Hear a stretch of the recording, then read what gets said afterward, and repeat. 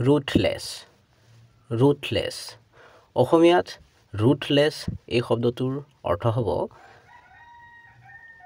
নিৰ্দয় বা নিষ্ঠুৰ অৰ্থাৎ দুখ বা কষ্ট দিয়া যদি মই ক'ব বিচাৰো যে নিৰ্দয় বা নিষ্ঠুৰ সৈন্যই যুদ্ধত নিৰীহ লোকক হত্যা কৰিছিল তেতিয়া মই ক'ব পাৰো যে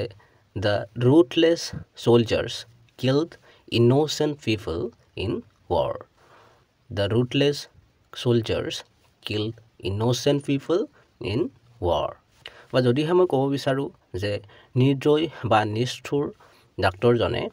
অপ্ৰয়োজনীয় ঔষধ লিখি দিলে তো তেতিয়া মই ক'ম যে the ruthless doctor prescribed unnecessary medication চেনেলটো সাবস্ক্ৰাইব কৰি ল'বা কাৰণ এনে ধৰণৰ ভিডিঅ'বোৰ ইয়াতে পাই থাকিবা